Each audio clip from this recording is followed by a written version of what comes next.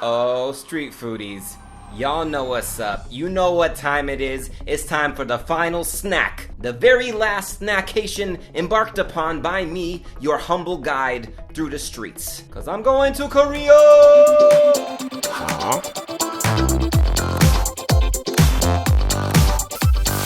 Street food. I know a lot of you probably tried Korean food before. Korean barbecue, right? Korean rice bowls, some of that bibimbap, maybe some kimchi. Around where I live, Korean fried chicken is huge. Everybody ordering Korean fried chicken. But there's also this whole world of Korean street food, especially in Seoul, which is where I decided to go. But I was not alone in my quest. I have a friend, she's Korean. She's born in Korea, mostly grew up in New Jersey, but now she lives in China. So she had to leave the country to renew her visa, and I was like, but what if you taught me how to snack in Korea? Though. Elisa was into it. I'm like, great.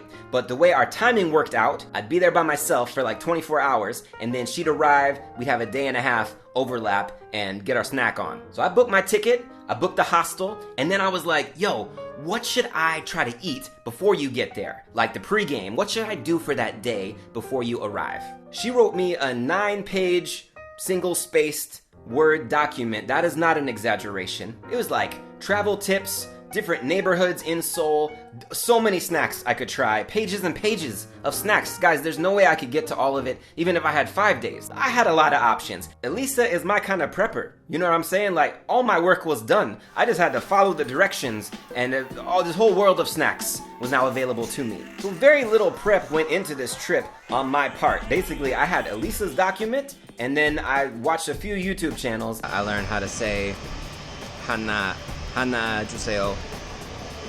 Hana 주세요. That means give me one of those. Shout out to those guys on Fancy Channel for teaching me a few words and showing me a few snacks. The flight from Xi'an to Seoul is only a few hours. Elisa let me borrow a tap card that works for the buses and the subway system. It was a little colder than I expected when I arrived, and it was raining. But look, I came all this way. Obviously, I'm gonna go out and I'm gonna find a snack. You think I'm gonna stay in the hostel because it's raining? No, I'm gonna get wet. That's fine. We're gonna find some snacks. That was my vibe. As I ventured out, I spent my first night in the Hongdae area.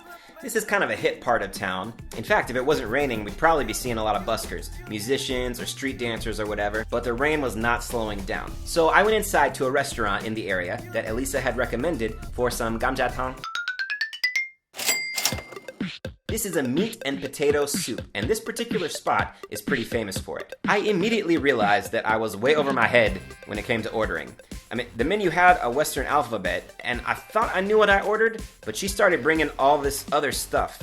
The soup, but it wasn't cooked yet, and then there was all these raw vegetables. I was out of my depth. I just went for it.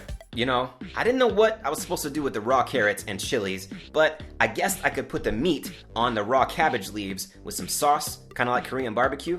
I had my first Korean kimchi in Korea. It was a much bigger meal than I was planning on starting out with, but gamjatang was kind of perfect for a cold, wet day. The soup was really earthy. You could really taste the potatoes and the green vegetables. It was spicy, but not the same as the fermented kimchi, and the meat off the bone was nice and tender. It was actually pretty great. Then, in spite of the rain, I was off to wander the streets of Hongdae looking for some street food. I probably walked for an hour, and all I saw at first was this guy with candied fruit, which I did not want.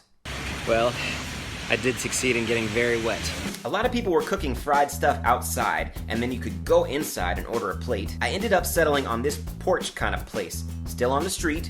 Well, as close as I could get in the rain. I had this stuff, I think it's called Twigim. This is basically just a sampling of fried stuff. Dumplings, vegetables, kind of like tempura glass noodles, octopus. Now when you go to these spots, you can take some of the soup that the fish cakes are cooking in a little cup. That's part of the deal. And they usually give you a little something extra. This is like a key feature of Korean meals, as far as I can tell, okay? You get what you order, but then you get some side dishes. You get a little extra on the side. The Twigim was fine. My favorite one was the sweet potato. And the glass noodles wrapped in seaweed, they had a really nice flavor. This is a Korean rice cake called So-Tteok. This kind in a spicy sauce like this is the most common way to eat it, at least as far as I know. Korean rice cakes are chewy, they're super filling, and they're made with sticky rice. So I was sitting in this place and I was like, yo, what do I do with my tray? What do you do when you're not sure what you're supposed to do? You watch what other people do. This isn't my first rodeo. I wait a few minutes, and then dude stood up. He took his tray inside the restaurant, and there was like this little cart thing where you're supposed to put the dirty dishes. Boom. I acted in a culturally appropriate way. I feel like a genius for waiting.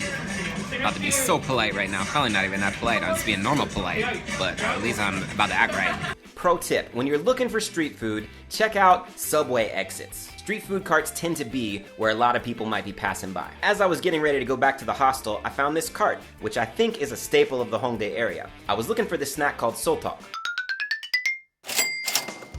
They alternate a rice cake and a sausage on this skewer, and then they deep fry it. Maybe you eat a fish cake while you wait. Me and the other people just standing together, getting our snack on. So-Tteok comes out, and you get some spicy sauce and mustard on it. Combo sauce. Korea was all about the combo sauces. You don't ever just get one sauce. Do I want more than one sauce? Yes, of course. In this case, the tteok is nice and toasty. In my opinion, if you're gonna eat tteok, this is the way to go. I really like it. Plus you got the sausage and the sauces. So-Tteok was one of the snacks I was specifically looking for in Seoul, and I was stoked that I found it by accident on my way home. This was night 1, people. Okay, I got my snack on so hard in Seoul. Multiple episodes coming your way. Join me in celebrating Korean food right here on Season 10 of Street Food. Until next time, eat it on the street. Watch out for the parasites. Street food. Season 10. Yo, if you're watching this on Patreon, then thank you, first of all, for supporting the show. Don't worry, the hat is coming your way. I'm gonna do a drawing in a couple weeks. If you're watching on YouTube in the regular fashion, I think it's probably December when you're seeing these, I'm gonna release an episode every day. Season 10. So, come back tomorrow.